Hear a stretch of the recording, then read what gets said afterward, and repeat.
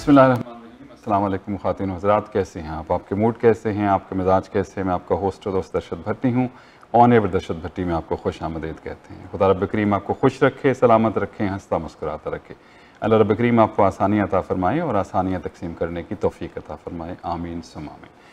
हमारा तमाम जो लोग इमिग्रेंट्स हैं, ये एक बहुत बड़ा मसला है, मसला भी है और एक ऐसा कह लीजिए कि इम्तिहान है जो सबको पास करना पड़ता है। बहुत से लोग जब यहाँ आ जाते हैं तो उनकी फैमिली वहाँ होती है, उनके पेरेंट्स वहाँ होते हैं, विजिटर्स आ रहे होते हैं। इमिग्रेशन का मैटर ऐसा है जो हर वक्त जो है वो मौजूद बहस बना रहता है। शाहरुख अब्बास साहब आज हमारे साथ मौजूद हैं, लूसा लॉ से, ये प्रिंसिपल लॉयर हैं।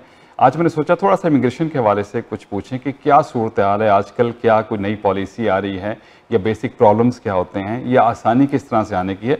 तो खुशामदीद कहेंगे शाहरुख साहब, अस्सलाम वालेकुम। अस्सलाम जी, बहुत शुक्रिया sir, thank you very much for inviting. हमेशा इमिग्रेशन एक ऐसा मसला है जिसका किसी न किसी तरीके से लिंक ज़रूर रहता है हर एक के साथ। आगे है तब भी, जो पीछे रह गए हैं उनके लिए भी ये मामला रहता है, लेकिन पॉलिसी भी बदलती रहती है। तो अभी कोई चेंज आ रहा है कनेडियन इमिग्रेशन पॉलिसी में आजकल कोई? बहुत अच्छा क्वेश्चन है ये। देखिए, इमिग्रेशन जो है हमेशा इवॉल्व होती रहती है। आज से अगर आप लोग पीछे 10, 15, 20 साल पीछे जाए तो इमिग्रेशन की शक्ल डिफरेंट थी। एक वक्त जो भी था जब आप सिर्फ पासपोर्ट पे ट्रैवल करते थे, फिर आहिस्ता आहिस्ता रेगुलेशंस टाइट होना शुरू हुए। हर कंट्री ने अपनी नीड्स, अपने सॉल्यूशंस के मुताबिक उसको अप्रोच किया।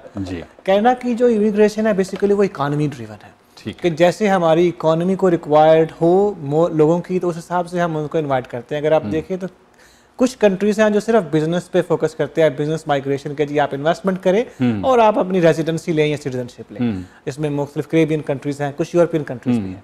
Canada on the other hand relies on human capital. ये बिलीव करता है कि जी आपका जो सिस्टम है उसके अंदर आपको वो लोग चाहिए जो कि इकोनॉमिकली कंट्रीब्यूट कर सके, मीनिंगफुल कंट्रीब्यूशन। सो पैसिव इन्वेस्टमेंट में कनाडा बिलीव नहीं रखता। कनाडा बिलीव रखता है कि आपके स्किल सेट हैं, क्या वो रेलेवेंट हैं। अब पिछले कुछ अर्से से 2015 में एक बड़ा रेवोल्यूशन आया था कनाडा इमिग्रेशन में, जब एक्सप्रेस एंट्री सिस्टम इंट्रोड्यूस हुआ कि रैंकिंग सिस्टम में जो लोग फिल्टर होकर ऊपर आए सिर्फ उन्हीं को हम इनवाइट करें। ठीक है। तो वो प्रोग्राम 2020 तक बहुत अच्छा चला। फिर कोविड के आने की वजह से कुछ पास हुआ एंड एट दैट टाइम थोड़ी पॉलिसी लेफ्ट राइट हो गई गवर्नमेंट से और उन्होंने बहुत सारे टेम्परेरी लोगों को बुला लिया कनाडा में with good intent for growth purposes, क्योंकि उन दिनों में जो जॉब्स थी वो लोकल लोग तो कर भी नहीं रहे थे। तो in a way they are good sentiments for their. लेकिन जब वो पॉपुलेशन यहाँ पर आई तो हमारे पास इंफ्रास्ट्रक्चर नहीं था। इंफ्रास्ट्रक्चर की कमी की वजह से फिर काफी बैकलैश भी देखने को मिला कि स्टूडेंट्स थे तो उनके पास आपको पता है एक बेसमेंट में 18 लोग रह रहे थे। बिल्कुल ठीक है। So then eventually when they pressurised, नहीं यार ये काम नहीं कर रहा, इसके अंदर कुछ सिस्टमैटिक चेंजेस लाए जाएं। जिसमें उन्होंने एक बुनियादी चेंज जो की अभी के, उन्होंने कहा कि जी हमें जो टेम्परेरी वर्कर्स हैं उनके नंबर रिड्यूस करने हैं। सही है। मतलब जो सिस्टम कनाडा के मुताबिक जो हमारे पास टेम्परेरी रेजिडेंट्स हैं इन कनाडा वो 6.5% ऑफ द पॉपुलेशन है और हमने उनको रिड्यूस करके 5 करना है। अच्छा। तो उसमें अब उन्होंने पास लगाया हुआ है, सर्टेन सेक्टर्स में हायरिंग कर ही नहीं सकते, सिर्फ सर्टेन सेक्टर में। लेकिन अभी कुछ मेरे इत्तला थी कि शायद और भी बुला रहे हैं कोई अभी, लेकिन ये सिस्टम चलता रहता है। अभी रिसेंटली भी अभी देखिए अभी एक बिल अंडर डिस्कशन है पार्लियामेंट में कि कैसे हमने टेम्परेरी परमानेंट वालों को हैंडल करना है। बट इसमें एक बुनियादी चीज हमें समझ नहीं है कि ये वो मसला है जिसके ऊपर I think first time opposition और गवर्नमेंट दोनों एक साथ है। सही, दोनों का इस बात पे विजन कलेक्टिव है कि हमें इसके अंदर रिफॉर्म कुछ चीजें बेहतर प्रोसीजर में जरूर इख्तिलाफ है। तो मुझे लगता है कि जो भी लेजिस्लेशन इमिग्रेशन से रिलेटेड जाएगी पार्लियामेंट में वो इवेंचुअली पास हो जाए। अच्छा, एक बड़ा क्वेश्चन आजकल रहता है विजिट वीजे के हवाले से। विजिट वीजे नहीं लग रहे हैं। कुछ हमारे लोगों को ख्याल रहता है कि पाकिस्तानी स्टूडेंट्स को या पाकिस्तानी जो निजात लोग हैं उनको विजिट वीजे नहीं लगते। इसमें कोई हकीकत है या रूटीन में चीजें चल रही होती हैं? वेल, जो चीज आप कह रहे हैं इसको कहते हैं हिडन बायस्ड। हिडन बायस्ड हमेशा हर सिस्टम में होता है कि आपको कहीं ना कहीं पर उस डाटा की या चीज़ों की ट्रेनिंग ऐसी हुई होती है कि आपको वो प्रॉब्लम आती है। कैनेडियन सिस्टम जो है इस वक्त एक सिस्टम यूज कर रहा है, उसका नाम है चिनोक। ये आर्टिफिशियल सॉफ्टवेयर है। अब सॉफ्टवेयर क्या करता है? एआई। इस एक्चुअली नहीं आई, ये क्या करता है कि आपने अपनी प्रोफाइल, जैसे हम एप्लीकेशन अप्लाई करते हैं, application will not go to the human officer, वो जाती है चिनोक के पास। अब चिनोक क्या करता है कि वो सबसे पहले आपकी करता है ranking based on your passport, based on your travel history, based on your economy, based on कि आपका एजुकेशन क्या है, सो मच सो, एक कंप्रिहेंसिव रैंकिंग करेगा और रैंकिंग के बाद वो एक स्कोर एलोकेट करता है। वो स्कोर क्या है कि जी ये एवरेज प्रोफाइल है, बिलो एवरेज प्रोफाइल है या एक्सेप्शनल प्रोफाइल है।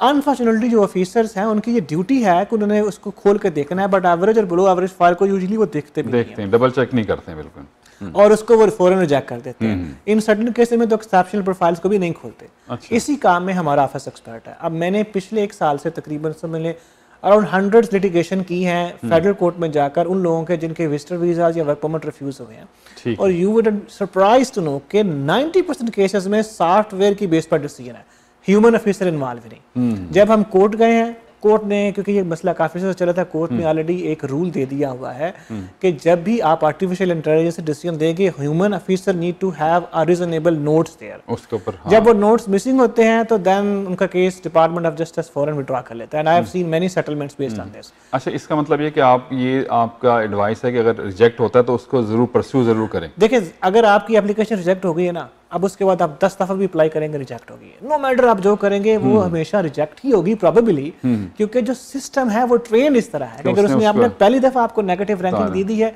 सेकंड टाइम तो कोई चांस नहीं। इट्स नॉट ह्यूमन, अगली दफा आप पे तरस खाएगा। मतलब अपील, उसको बजाय दोबारा रीअप्लाई करने के बजाय अपील की जाए, ताकि the best way is that कि आपका कोई भी इमिग्रेशन का डिसीजन चैलेंज हो, रिफ्यूज हो, और आपको लगता हो कि मेरे साथ अनजस्टिफिकेशन हुई है, मैं यहाँ पर राइट पे था और आई मीट एवरीथिंग देयर, तो उसमें आपको हमेशा जुडिशियल रिव्यू फाइल करना है। अब यहाँ पर मैं ये नाज़रीन को बताना चाहूँगा कि जुडिशियल रिव्यू अप्लाई करने की सर्टेन टाइमलाइंस हैं। अच्छा, उसके अंदर करना होता है। अगर आपका डिसीजन, आप कनाडा के अंदर हैं और आपका डिसीजन आ गया है, कोई भी नेगेटिव एप्लीकेशन आ गई है इमिग्रेशन में, तो आपके पास 15 दिन है जुडिशियल रिव्यू फाइल करने के। और अगर आप ओवरसीज हैं तो आपके पास 60 डेज है। 60 डेज, यस, 60 डेज, 60 डेज में आपने अपने इस प्रोसीजर को स्टार्ट करना है। ओके, तो अमूमन लोग आते हैं मेरे पास कंसल्टेशन के लिए, लेकिन ऑलरेडी 6 महीने गुजर चुके होते हैं, and then I can say can not do anything now. सही। तो फिर पाकिस्तान से लोग मतलब कांटेक्ट करते हैं? जी, all over the world, middle east से, पाकिस्तान से, क्योंकि जाहिर बात है किसी की फैमिली यहाँ पर होगी तो वो उनको ऐसे भी निकालता है, बट लोग ओवरसीज से भी लोग कांटेक्ट करते हैं। तो मतलब इसका मतलब है कि ये एक ऐसी चीज़ है जिसका मुकाबला नहीं किया जा सकता, मतलब ये इसमें थोड़ी सी कोताही आप कह लें कि जो ह्यूमन वीज़ा ऑफिसर्स हैं उनका ये जिम्मेदारी है कि उसको चेक करें, वो नहीं कर रहे। अनफॉर्चुनेटली देखिए, अब ये हमारी ओवरऑल रिलायंस जो टेक्नोलॉजी जो बढ़ती जा रही है उसका ये एक रिजल्ट है कि आपको when you have an instruction to open a file and read it and give your own notes, आप वो नहीं दे रहा है, क्योंकि आप रिलाई करो कि इसने काम कर दिया, आप डाल दो ये एनीवे मैंने कौन सा इसको वीजा दिया, इतनी एप्लीकेशन, नो मैटर आपने मुझे अप्रूव करना है या रिजेक्ट करना है, your decision must be transparent, readable, and उसकी एक एक्सप्लेनेबिलिटी होनी चाहिए कि मुझे पता चले मैं क्यों रिफ्यूज। ठीक, चले। अच्छा, अभी मुख्तलिफ हम सुनते हैं जी, फलां सूबे में चले जाएं बड़ी ईजी है, फलां में चले, ऐसा है कुछ सूबों में, कुछ प्रोविंसेस में ईजी है इमिग्रेशन? वेल, इसका कोई स्ट्रेट फॉरवर्ड यस या नो वाला आंसर नहीं है, it's a very grey area, depending upon कि आप क्या है, हर बंदे की अपनी प्रोफाइल असेसमेंट है। अब कुछ लोग हैं उनको रिलोकेट करना सूट करता है। ओके, फॉर एग्जांपल अगर आप, I just giving example, not sure it's gonna be applying real scenario, कि एक बंदा न्यू ब्रंसविक यहाँ से मूव होता है क्योंकि उसको अंदर को न्यू ब्रंसविक के अंदर एक ऐसे प्रोफेशन में जॉब ऑफर है जो कि वहाँ का प्रोविंस नॉमिनेट कर रहा है पीएनपी के लिए, फिर तो आप जाए, ठीक। लेकिन एक बंदा अगर सिर्फ इसलिए जा रहा है कि जी मैं जा रहा हूँ अब और मैंने वहाँ पर किसी भी रेस्टोरेंट में काम करना है और इसके बेस पर मैं पीआर अप्लाई करूँगा, then you have wrong advice. सही, बिल्कुल ठीक। और यहाँ पर एक और चीज़ जो फैक्ट मेरा ख्याल है कि लोग बिल्कुल नहीं बताते, और मैं अपनी जिम्मेदारी समझता हूँ उस चीज़ को बताना, कि इन सूबों के पास भी लिमिटेड नंबर्स हैं। अगर न्यू ब्रंसविक में आज 2000 लोग चले जाएं जिनके पास एक ही प्रोफेशन में या किसी भी प्रोफेशन में जॉब ऑफर हो, तो न्यू ब्रंसविक कर ही नहीं सकता। हर सूबे को गवर्नमेंट ने एक स्पेसिफिक नंबर अलॉट किया हुआ है। I can tell you in fingerprints, I think New Brunswick में 1200 है, मैनीटोबा में भी रफली अराउंड 1200 या 2000 पर ईयर। ओके, ओंटारियो में शायद 25,000 है, समवेयर 12,000 इज इन, उससे ज्यादा ये हो ही नहीं सकता, मुमकिन नहीं है। So they have, the province has only authority to give this number of people provincial nomination in a year. Overall जो पूरे कनाडा में, उसमें भी नंबर अब कम हो गया, जो मैक्सिमम नंबर है वो 50,000 है। वो देखा देखी कि ये चलेंगे तो हम भी चले जाएंगे। और फिर उसमें भी सर डिवीजन है, उसमें डिवीजन क्या है कि उसमें भी कैटेगरी है। एक उन्होंने अपनी कैटेगरी की है, अगर लेट्स सपोज ओंटारियो के पास 25,000 नॉमिनेशंस हैं तो लेट्स सपोज 12,500 उनके लिए हैं जो इनसाइड कनाडा है। अच्छा, ओके, फिर 12,000 में से बाकी रिमेनिंग में से 6,000 उनके लिए हैं जिनके जो फैमिली स्पॉन्सर्ड है, एग्जाम्पल के तौर पर, और फिर कुछ ऐसे हैं 6500 जिनके लिए बिजनेस स्पॉन्सरशिप रिक्वायर्ड है। तो ऐसा नहीं कि एक ही कैटेगरी में सारे फाल कर रहे हैं, हर एक की डिस्ट्रीब्यूशन। अच्छा, इस तरह मेरे ख्याल एक दफ़ा ऐसा हुआ था कि एक किसी सूबे में स्टूडेंट इतने चले गए तो उनके पास तो जगह स्कूलों कॉलेजों में नहीं थी, उसके बाद आई डोंट। अच्छा, students I think that was Prince Edward island, जहां से फिर उन्होंने कहा भी था वहां तो जगह रहने की, वो घरों मतलब वो स्टूडेंट्स कहीं मतलब आप मुझसे बेहतर जानते हैं यहाँ पर इंफ्रास्ट्रक्चर तो बड़े शहरों में बड़ा प्रॉब्लम है, इमेजिन रिमोट एरियाज तो इतनी डेवलपमेंट नहीं है। अच्छा, स्टूडेंट्स का क्या फ्यूचर है? मतलब ज़्यादातर जो लोग आ जाते हैं एज एन स्टूडेंट, उनका ख्याल ये होता है कि भी ठीक है अब पढ़ लेंगे, उसके बाद हमें वर्क परमिट मिलेगा, PR अप्लाई करेंगे या नहीं। तो अभी क्या लगता है आपको, इस वक्त की सूरत हाल है, स्टूडेंट्स वापस जा रहे हैं या रह रहे हैं, क्या फ्यूचर है? आई थिंक 2018 के बाद जो ब्रांडिंग हुई है ना कनाडा एजुकेशन की, वो ब्रांडिंग एज एजुकेशन नहीं हुई, वो branding as education tool to PR हुई है। कि आपको अगर आप कनाडा में स्टूडेंट एडमिट हो गया तो आपका परमानेंट रेजिडेंस पक्का है, और लोगों ने इसको एडवर्टाइज भी बहुत किया। This was so much advertised, और ये इतना हमारे माइंड के अंदर सिंक्रोनाइज कर गया with the passage of time कि वी फॉरगॉट अबाउट कि यार ये हो भी सकता है, नहीं भी हो सकता। लेकिन अब इवेंचुअली देखिए, आप कनाडा का जो मास्टर प्लान है वो तो साल में सिर्फ 4 लाख लोगों को PR देनी है। उसमें स्पाउसल भी है, उसमें प्रोटेक्टेड पर्सन भी है, उसमें इकोनॉमिक भी है, माइग्रेंट भी है, और उसमें स्टूडेंट्स भी हैं। सबको एक हिस्सा मिलना है उसमें से। लेकिन अगर आप एक साल में स्टूडेंट ही 7 लाख बुला लें, जो कि हुआ है, सही, वो 7 लाख स्टूडेंट को आप 4 साल सिर्फ स्टूडेंट को पी देते रहे तो किसी और को देने की जरूरत नहीं पड़े। तो यहाँ पर ना थोड़ा expectations over driven by institutions, by consultants, किसी तरह से भी, क्योंकि अल्टीमेटली कोई भी प्राइवेट इंस्टीट्यूशन है, कॉलेज, उनका जो बॉटम लाइन तो रेवेन्यू जनरेट करना है। तो जैसे कैसे भी उन्होंने लोग तो बुला लिए, लेकिन सिस्टम का जो वो एम्प्टी प्रॉमिस था वो फुलफिल नहीं हो सकता। तो इसका मतलब गवर्नमेंट ऑफ कनाडा तो ये चाहेगी कि जो है स्टूडेंट्स अपनी तालीम मुकम्मल करें और वापस चले। जी, और गवर्नमेंट, मेरा ख्याल है गवर्नमेंट ने इसमें शुरू में ना बड़ा क्लियर मैसेज नहीं दिया। मैं अब अगर आपको रिमाइंड कराऊं तो 2021 के जो हमारे एजुकेशन मिनिस्टर थे, उनका ट्वीट था कि we not only welcome students but we want them to stay here as a permanently. तो it's kind of government indication थी कि आप जो मर्जी आए, हम आपको अकोमोडेट करेंगे। लेकिन आपके इमिग्रेशन मिनिस्टर ये कहते हैं कि जी आपको स्टूडेंट वीजा मिला है, इसका मतलब ये नहीं कि आपको PR मिलेगा। सही। अच्छा, प्रोटेक्टेड पर्सन से मुराद ऐसे भी हैं जो असाइलम करते हैं, इसी तरह से प्रोटेक्टेड पर्सन? जी, प्रोटेक्टेड पर्सन में असाइलम सीकर्स, और असाइलम सीकर्स में फिर कैटेगरी होती है, एक जो सेल्फ स्पॉन्सर्ड होते हैं और एक वो जिनको स्टेट स्पॉन्सर करती है, एंड देन इसमें जो लोग ह्यूमैनिटेरियन बेस पर भी आ जाते हैं, गवर्नमेंट खुद भी लेके आती है। तो उनका क्या मुस्तकबिल और चांसेस है? बहुत से लोग जो हैं वो एक तो असाइलम जेन्युइन है, वो मसाइल हैं, एक ऐसे ही एक वो विजिट पे भी आ गया और फिर उसने भी असलम कर दिया। तो अब स्ट्रिक्ट हैं कोर्ट्स इस हवाले से, केसेस को देखती हैं? कनाडा का जो मेरे ख्याल में रेफ्यूजी सिस्टम और प्रोटेक्शन सिस्टम है, ये one of the most robust और बेहतरीन निज़ाम है, जिसके अंदर स्टार्ट से एंड तक ट्रांसपेरेंसी है। और इसके अंदर एक एलिमेंट है कि I believe you what you are saying. हाँ, ये है कि बट वो जो एलिमेंट है ना, I believe you, that is has been recently in last couple of years have been honestly been misused a lot. और उसमें भी प्राइमरली फैक्टर जो है इमिग्रेशन अगेन द पुलिस, क्योंकि गवर्नमेंट ने वो प्रॉमिसेस की है जो लोग फुलफिल नहीं कर पाए, और अब लोगों ने वो रास्ते इख्तियार किए जो कि not meant for them. Refugee system जो है is not meant for everyone, और there are genuine problems with the people. I have a big refugee practice by myself and I can tell you from my experience, 5-10% लोग ऐसे होंगे जो claim, जिनके they might not be the reasonable, but there are overwhelming of people जिन्हें वाकई protection चाहिए। और अब दुनिया में देखें तो ये जो स्पेस है ना रेफ्यूजीज के लिए, प्रोटेक्शन की स्पेस सुकड़ती जा रही है। आप यूके को देख लें, आप यूरोप के हालात देखें, यूएसए देख लें, तो हमें इसको ना एक कहते हैं वो ब्लेसिंग इन डिस्गाइज जानना चाहिए कि कनाडा इज एक्सेप्टिंग। तो इसमें सोसाइटी भी और बाकी लोगों की भी एक कलेक्टिव रिस्पॉन्सिबिलिटी है to not abuse the system. सही। अच्छा, अभी एक क्वेश्चन लोगों के जहन में अक्सर आता है, अभी कौन सी कैटेगरीज ऐसी हैं जिनके थ्रू इमिग्रेशन जो है वो इजी है? मतलब एक तो स्किल प्रोग्राम था मेरे ख्याल में, नंबरिंग सिस्टम वाला जी, वो शायद अभी है तो सही, लेकिन कुछ उसमें चेंज आती रहती है जी। तो कौन सी ऐसे प्रोफेशंस या ऐसी कैटेगरीज हैं जिनमें लोग इजीली आ सकते हैं? जो राइट नाउ जो गवर्नमेंट, अब thank you for asking this question, मैं इस पे बात करना चाह रहा था। राइट नाउ जो गवर्नमेंट ऑफ कनाडा है, 2015 से 20 तक उन्होंने जनरल ओपन रखा है। अपेरेंटली कि आप अगर रैंकिंग में ऊपर हैं that's fine, okay, doesn't matter आप लॉयर हैं, डॉक्टर हैं, इंजीनियर हैं, कोई भी प्रोफेशन है। But right now they are changing their shift mindset from general positioning to sector specific. Okay, तो उसमें अगर आप सर्टन स्पेसिफिक सेक्टर्स में इन्वॉल्व हैं तो आपके चांसेस ऑफ सिलेक्शन ज़्यादा है। फॉर एग्जाम्पल अगर आप हेल्थ केयर में हैं, अगर आप एजुकेशन में हैं, आप अगर स्टेम प्रोफेशन है, science technology engineering and management, तो आप उसमें आपके चांसेस और ज़्यादा है। ओके, इसी तरह गवर्नमेंट ने फिर कुछ रीजनल प्रायोरिटाइज किए हैं।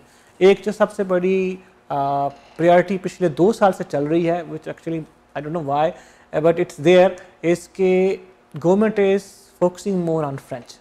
अच्छा, पिछले 2 साल से सबसे ज़्यादा, पिछले 1.5 साल से सबसे ज़्यादा जिन लोगों ने PR अवेल किया है वो हैं जिनके पास फ्रेंच एजुकेशन है, they can speak French, write French test. उसकी मैं एग्जांपल देता हूँ। पिछले साल, बल्कि अभी भी ऐसा ही है, पिछले साल स्पेसिफिकली ये हालात थे, एक तरफ एक PhD बंदा है, 10 ईयर एक्सपीरियंस, क्वालिफाइड 8777 इन IELTS, और एक तरफ एक 12th ग्रेड पास पर्सन है जिसको फ्रेंच बेसिक आती है और उसके पास 2 साल का किसी भी वर्किंग प्लेस का डिप्लोमा है, वर्किंग एक्सपीरियंस है, he will get PR and the PhD will pay. अच्छा, मतलब ये लोगों के लिए इन्फॉर्मेशन है कि अगर आप फ्रेंच लैंग्वेज सीख लेते हैं तो ये आपकी एडिड वैल्यू हो जाएगी, उसको फायदा दे सकते हैं। आई थिंक प्रोबेबली हम जो कनाडा में रहते हैं हमें तो पता है, लेकिन कुछ लोगों को नहीं भी आइडिया हो कि कनाडा के अंदर इंग्लिश और फ्रेंच दोनों ऑफिशियल लैंग्वेजेस हैं और आपको फेडरल लेवल पर दोनों लैंग्वेजेस का आना जरूरी है।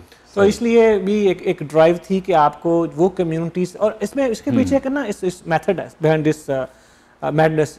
वो मेथड ये है कि they are want to that कि उन्होंने कोहेसिव कम्युनिटीज क्रिएट करनी है। They want to have people who can easily integrate and there can be multiculturalism, क्योंकि कनाडा के अंदर ये डिबेट है कि we are losing multiculturalism because most of communities who came to Canada they make their own sub communities। बिल्कुल ऐसा ही है, क्योंकि लोग वो इंटीग्रेट नहीं करते सिस्टम में, जिसकी वजह से एक लार्जर स्केल पे जो बेनिफिट है वो नहीं हो रहा। बिल्कुल, that is also one of the thing. अच्छा, अभी जैसे अभी जिक्र भी आपने किया कि एक बिजनेस वीज़ा, मुख्तलिफ लोग जो हैं कैरिबियन या बाकी लोग जो हैं वो पैसे दें और आप वीज़ा ले लें, लेकिन यहाँ पे भी शायद बिजनेस वीज़ा फिर भी है तो सही कि लोग इन्वेस्ट करें। अच्छा, कनाडा में जो बिजनेस का कंसेप्ट है, मेरे पास अक्सर ये कंसल्टेशन आती है कि जी मैं वो गैस स्टेशन ले लूँ तो क्या मैं यहाँ पर मिल जाएगी, ये तो वो कुछ कर सकते हैं। इसमें बड़ी एक क्लैरिटी डिवीजन है Canada. Canada is not interested in your money alone. Forget about, आपके पास $1.5 मिलियन भी आप लगा लेना, that's not enough. What Canada is looking for active management of the business, और उस एक्टिव मैनेजमेंट के साथ क्या आप कोई कंट्रीब्यूट कर रहे हैं। उसके लिए जो एक अच्छा प्रोग्राम है वो स्टार्टअप वीजा प्रोग्राम, जिसके अंदर अगर आप तो आपको ऐसा बिजनेस ला रहे हैं जिससे कि कैनेडियन इकोनॉमी में स्केलेबल ग्रोथ हो, और उसको गवर्नमेंट के अंदर 3 बॉडीज हैं, वेंचर कैपिटलिस्ट, एंजल इन्वेस्टर या इंक्यूबेटर्स, को ये एक्सपोर्ट करे, then you can apply for PR। उसके अंदर फिर आपको बाकी रिक्वायरमेंट्स भी मीट करनी है, फाइनेंशियल्स की, एजुकेशन की, IELTS की, एक्सपीरियंस की, these are things you have to still meet. Advertise वैसे गलत किया जाता है कि बस इतने पैसे हो तो अप्लाई कर दें, ये बड़ा पैसों के साथ कुछ भी नहीं करना है, स्पेसिफिकली इन इमिग्रेशन। इसी तरह अगर आप रूरल्स कम्युनिटी में चले जाएं तो वहां पर उनके अपने प्रोग्राम है। Take an example in Manitoba. Manitoba में अगर आप बिजनेस स्टार्ट करते हैं तो वो कहते हैं कि जी अगर आप सिटी में करेंगे तो आपको तकरीबन $2 लाख कैपिटल होना चाहिए। अच्छा। और अगर आप सिटी से बाहर करेंगे I believe 150, that much capital you have, और आपकी $4 लाख से ऊपर की नेटवर्थ है, और आपके पास एक सॉलिड बिजनेस प्लान है जिसके थ्रू या तो आप एक एग्जिस्टिंग बिजनेस बाय कर रहे हैं या नया बिजनेस स्टार्ट करने लगे, and then you can prove yourself, your language, your education, your experience, then we will nominate you for the PN। बिल्कुल सही, ये हर सूबे में है, लेकिन again without it's not just with the money. सही, क्योंकि आप प्रिंसिपल लॉयर हैं, मतलब सिर्फ इमिग्रेशन नहीं, बाकी बहुत सारे ज़ाहिर चीज़ों को देखते हैं। तो आज क्योंकि आज इमिग्रेशन में मेरा ज़्यादा फोकस है, एक सवाल सिर्फ आखिर में एक्सीडेंट क्लेम के हवाले से। एक ज़माना था कि बस वो लोग कहते थे एक्सीडेंट हो जाएगा तो लाखों डॉलर मिल जाएंगे, और ये वो कॉन्सेप्ट सारा मेरे ख्याल चाहिए। इसकी पॉलिसीज का थोड़ा सा बताइए कि अब कितना चेंज आया है इसमें। काफ़ी रेगुलेटरी फ्रेमवर्क्स चेंज हुए हैं, स्पेसिफिकली इंश्योरेंस कंपनीज ने आई बिलीव उन्होंने काफ़ी लॉबिंग करके तो रूल्स को मजीद टाइट करवा दिया। अब it's not a free fall for everyone, there are certain conditions जिसमें टेक्निकल भी हैं, लीगल भी हैं, वो आपको मीट करनी है। और अगर आपने स्टार्ट में केस को अच्छे तरीके से हैंडल नहीं किया तो then you might end up not having anything. Now the regulatory scheme is complex, जिसका मतलब ये है कि आपको शुरू से बहुत से ऐसे लॉज रेगुलेट कर रहे हैं जिनकी प्रॉपर एप्लीकेशन जरूरी है। आपने इसमें बहुत इंपॉर्टेंट, आपने क्लेम कब किया, कब इन्फॉर्म किया, कैसे इन्फॉर्म किया, किसके थ्रू इन्फॉर्म किया, ये वो बुनियादी चीजें जो आपके केस को आगे लेकर चलती है। ओवरऑल यस, अगर if you have a generally an accident involve और जिसमें आपको कोई भी क्रॉनिक पेन है, कोई इशू है जिसकी वजह से आप अपनी जॉब पे नहीं जा सकते, या आपके इमोशनली आपको कोई प्रॉब्लम हुआ है, फिजिकली मेंटल वेलबींग में कोई प्रॉब्लम हुआ है, you can definitely claim yourself. Right. Shahrukh साहब थैंक यू वेरी मच। आज होपफुली नेक्स्ट प्रोग्राम में मजीद इंशाल्लाह कोशिश करेंगे लोगों को इन्फॉर्म करें। बहुत शुक्रिया आपका। आपसे मिलकर अच्छा लगा। Same here sir. वो लोसाला से हमारे साथ शाहरुख अब्बास साहब थे। इमिग्रेशन के वाले से आज बात की, कोशिश करेंगे कुछ और अहम मौज़ूआत पे भी आइंदा आने वाले प्रोग्राम से हमसे गुफ्तगू करें। दुआ में रखिएगा याद, हौसला नहीं हारना, बल हौसला भी खुआने की चीज़, and always follow your heart, क्योंकि सब अच्छे की आवाज़। स्टूडियो इंजीनियर तला भट्टी अपने मेज़बान अर्शद भट्टी को दीजिए इजाज़त। अल्लाह हाफिज़ और सपुर्द-ए-मान।